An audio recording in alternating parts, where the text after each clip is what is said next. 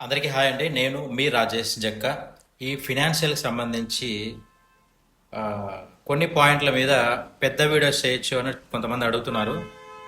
Awareness కోసం పెద్ద వీడియోలు చేయండి అని అడుగుతున్నారు. నేను ఫినాన్షియల్ గురించి పెద్ద వీడియోలు చేయాలి అంటే దానికి వ్యూస్ రావాలి. వ్యూస్ రాలేదంటే కనుక చేసి వేస్ట్ అయిపోతుంది. ఆల్రెడీ నేను కొన్ని వీడియోస్ చేశాను, దానికి వ్యూస్ తక్కువ వస్తున్నాయి. ఇన్స్టాగ్రామ్లోనే కొద్దిగా పోతున్నాయి, యూట్యూబ్లో కూడా షార్ట్స్కి అయితే బాగానే పోతున్నాయి తప్ప పెద్ద వీడియోలకి వ్యూస్ పోవట్లేదు. అందుకే నేను ఈ పెద్ద బ్లాగింగ్ వీడియోస్ కూడా నేను తక్కువే చేస్తున్నాను.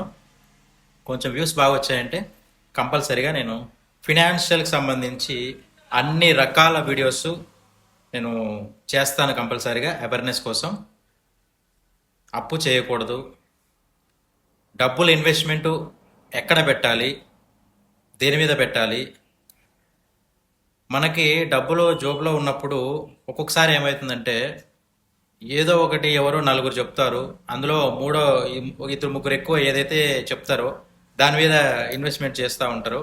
ఐడియా లేకుండా ఇల్లు కడుతూ ఉంటారు. డబ్బులు ఎంత ఉన్నాయో చూసుకోకుండా అప్పు చేసేసి బిజినెస్లు పెట్టేయడము, అట్లాగే ఇల్లు కట్టేయడము ఇట్లాంటివి చేస్తూ ఉంటారు. దానివల్ల చాలా లాస్ అయిపోయి తర్వాత జాబ్ను చూసుకోను లేకపోతే ఏదైనా బిజినెస్ను చూసుకోను ఈ ఈ అప్పులు చేయడం స్టార్ట్ చేస్తారు. ఆ బిజినెస్ కొంచెం లాస్ అవ్వడం లేకపోతే జాబ్ పోవడం జరిగిందంటే కనుక తర్వాత నెక్స్ట్ స్టెప్ ఏం చేయాలన్న దానికి కూడా సెకండ్ ఆప్షన్ అనేది పెట్టుకోరు ఎవరు కూడా.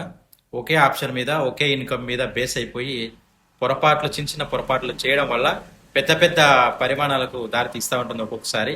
ఇట్లాంటి విషయాలపై నేను వీడియోస్ కంపల్సరీగా చేస్తాను ఫ్యూచర్లో. అందరూ కూడా Rajesh Jakka YouTube channel, Instagram, Facebook అందరూ ఫాలో అవ్వండి, సపోర్ట్ చేయండి. నేను మీ రాజేష్ జక్కా. జై భారత్.